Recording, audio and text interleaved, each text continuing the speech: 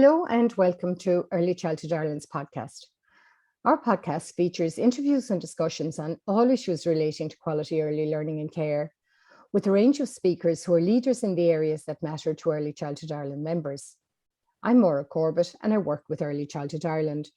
You're most welcome to this series where we're discussing and exploring aspects of STEM or even STEAM, how we enable and support children to have fun and learn across the areas of science, technology, engineering and maths.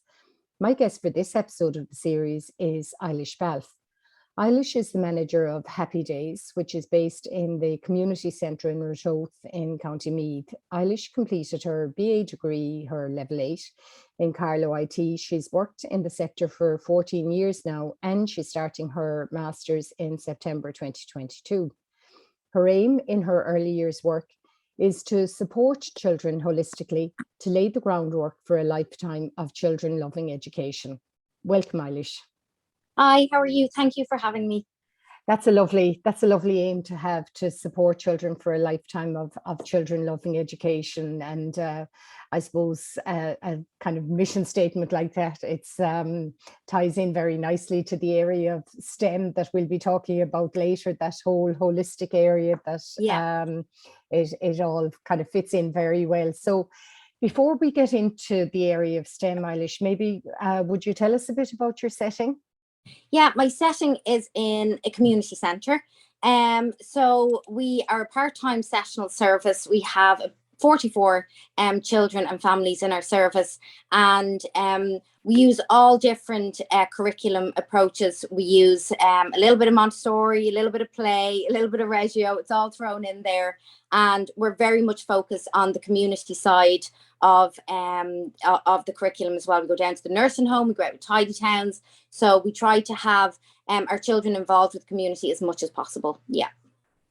And clearly the community respond to that through, you know, even things like the tidy towns and nursing home, which is lovely to see the community responding to those kind of overtures, isn't it? Yeah. Because it's so important. We know that from Shielta.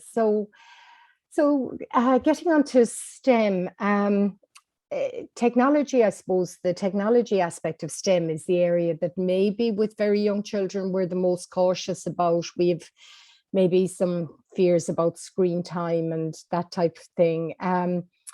Pre-COVID, because I know COVID has had a big impact on your story. So tell us where you stood, if you like, about using technology with young children before COVID hit. So pre-COVID, up to the 10th of March 2020, let's say, no technology. Do you know what I mean? I felt they got too much of it at home, too much screen time. It wasn't helping anybody. You know, speech was being delayed because of the screen time, and that's how I felt about it. And you know, there was no way I was going to have it in the service. And then obviously the pandemic happened. And, you know, technology became a huge part of everybody's life during the pandemic. We were all Zooming and we were all FaceTiming. You know, our earlier service were Zooming to children at home. Schools were Zooming to, you know, their primary and secondary curriculum into houses as well. Businesses were using Zoom. So, you know, as an earlier service and, you know, working in early childhood as well, you always have to reflect, don't you? And, you know, we are a reflective practice. So when we went back in September 2020, we kind of had to sit down and look at everything because Zoom became a big part of us as well. As I mentioned, you know, the nursing home, we couldn't go down to the nursing home anymore. So we were Zooming in to the nursing home. So then we had to decide, you know, was technology actually bad? Or was it, you know, how did we see technology? And when you say technology to people, they think of iPads and computers, where technology is much more than that, you know. So we did a little bit of investigation, and we literally sat down with the parents and we said, you know, we're thinking of bringing in technology because we have to look at technology is all around us. You probably had to have that sit down over Zoom, had you? Oh, we actually had some of them in. So we've a massive, we've a massive theatre. So we were able to get some of them in, and we were able to get the buy-in for them.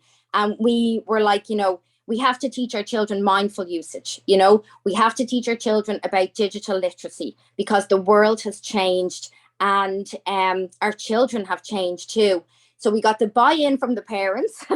We did a policy statement and we did a vision statement. And our vision statement was written by both ourselves and our parents. Okay. So the vision statement contained what we wanted to achieve, the aspects, the ambition, and then the reflection. So that's what we did. Yeah.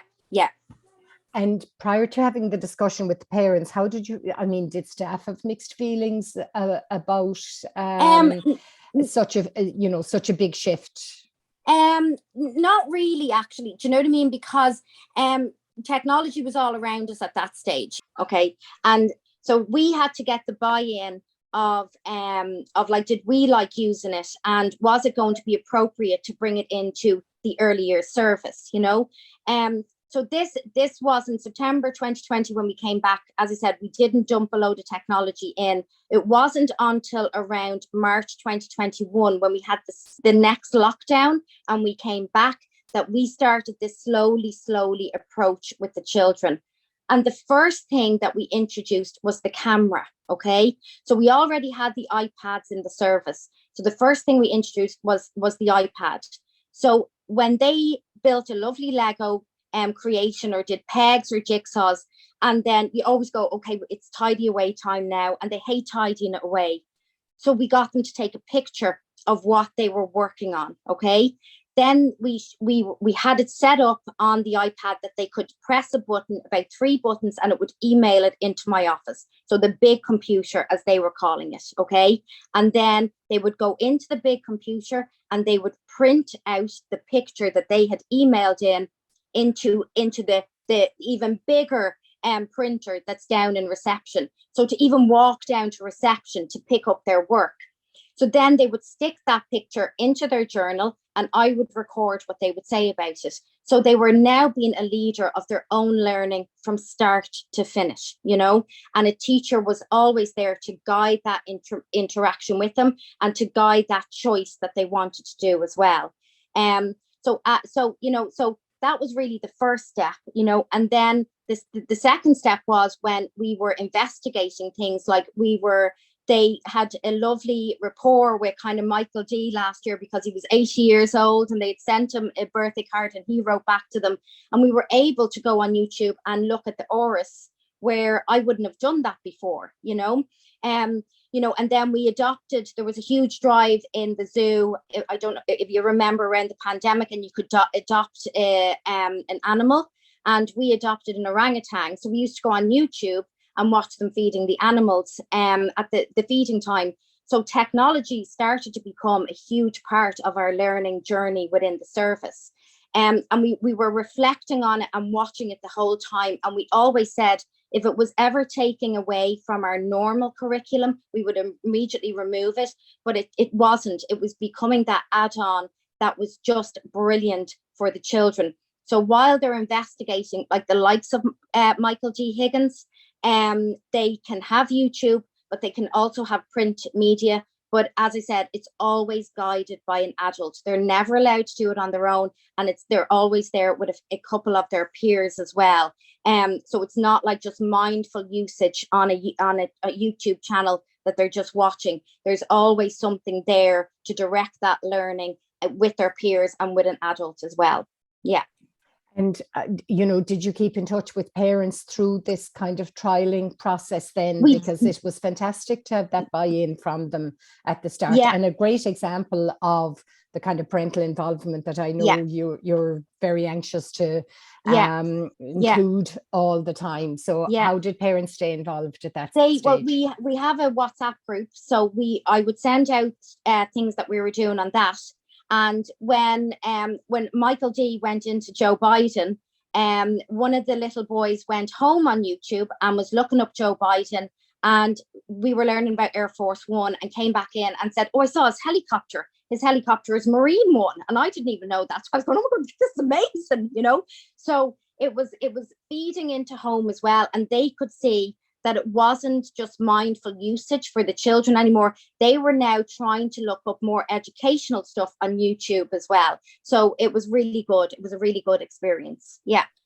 And that bit of, I always love that bit of, and the children told me, and I didn't even know that myself, because that really is what education is it's, it's kind of sharing your learning, and it isn't, and should never be a one-way street. Yeah. So I know when we had our chat before before this podcast, you mentioned about the, is it a digital microscope?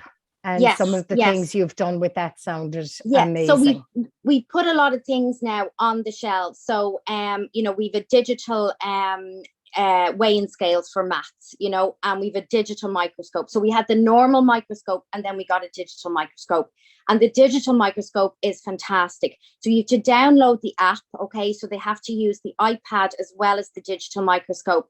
And they were like, just the other day, they were looking at their cuts. So there's a tiny wee cut on their hand, and they're putting the digital microscope on it, and it looks actually really infected on their hand, and they were like, oh my God, but you can take pictures of it as well. So of course the picture was taken, got into the big computer, printed out, and they all went home with big pictures of their cuts and bruises the other day. So that's fantastic. And we were out in the garden, and they're looking at bugs, and they're looking at leaves, so they can see everything. So it's bringing in that kind of science part to the technology as well, and so the leaf that we were looking at looked like it was totally brown, but when we put the digital microscope on the leaf, you could still see the green within it.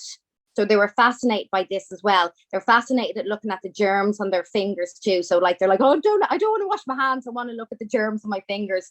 So so that's been really good. So everything that we've introduced has been amazing. As I said, with the camera work as well, there's the pictures I take of the children. They're very rigid. I've taken them. We now have a job board, and on the job board is camera. And when the child takes the pictures, and I look through the pictures at the end of the day, they're completely different. They're relaxed with their peers. And then you see pictures of yourself with the children. And there was one particular picture that was taken when I was around the tough tray with the children one day, and they were just looking at me like in awe. You could see the love in their eyes, and I've never seen that before. And it was just amazing to see that that's the way they look at you when you're in the class, everything that we've involved them in, where it's the camera or the digital microscope, it has a very positive effect on their well-being, and how, as I mentioned before, they're leaders of their own learning.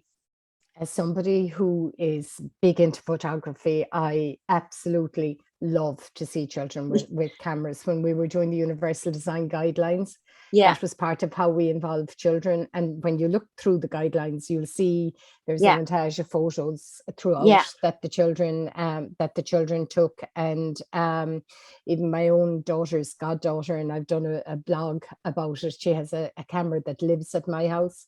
And the minute she arrives, she's 4. And the minute she arrives, she's looking for her camera. And it's a lovely way for them to document and identify and give us an insight into what matters to them. And that idea that they don't even pose for each other in the way that they pose for us for adults. It's just very telling. So we no, go on. We've moved on to underwater cameras now, and green screen with the camera. Oh, wow. So we're flying with it. Okay, absolutely flying. So in the middle of all that positivity, are there risks? How do you, any potential risks? What kind of risk assessment have you done and continue to do through this? The risk assessment is that to make sure that they're not just going for the iPad all the time. The print media is there, so we always put it with the print media, and I suppose the risks is that the likes of the digital microscope that cost €180. We also have this rugged robot, so it's a car that goes outside, and that was nearly €200. And we have this little mouse called the Earl, so they program the Earl, and we have a mat, an ABC mat, so they program the Earl to spell out their name. again, very expensive. Okay. So I suppose the risk assessment is around how expensive the items are. And, you obviously don't want them breaking. So that's why, again, an adult there guiding it has to be there. Or you have like I have a lot of children on a 3rd year now, and they're kind of older and more responsible. So they're showing the younger children now what to do. It's peer learning again, which is brilliant. So that's really all the risk. But that I have to say at the moment, we're still very new into this. But it's working very well for us. But still, the children will always take the print media and then go for the iPad. So hopefully that will continue, that they work alongside each other with the two of them. Yeah. They use all the media together, all the that media they don't together. become completely tech oriented. So I suppose if you had words of advice for somebody who's kind of saying, I'd like to dip my toe into the water, would it be that discussion with staff followed by a discussion with parents? Is that what you'd encourage to help to identify fears and strengths and positives from it? Yeah, you have to get the parents on board. Do you know what I mean? We couldn't just go, this is what we're doing. Where I had some of my parents are in my setting for years, and like they knew me for years going, oh no, technology's bad. So I had to do a total 360 and go, actually, I've decided, So it's the buy-in from the parents, it's the buy-in from staff, and then and as I said, we've been introducing it very, very, very slowly over the last year. And again, that's the way I would introduce it, very slowly, very gradually. And don't throw everything in on top of them at the one time. When we did the camera and we were constantly reflecting on, we floor books and everything. So we constantly get out and reflect. Was it working? Was it not working? What was the positive? What was the negative? Should we go forward with this? And as I said before, like, what's the ambition of this? What do we want to achieve at the end of this? And just constantly reflect on that and see how it's going for you. Yeah. Yeah, I think COVID was a huge catalyst for all of us, that, that people were very wary of Zoom technology or kind of WhatsApp group calls or whatever, had to become kind of more adept and confident with them during COVID. And I think there's probably that bit that,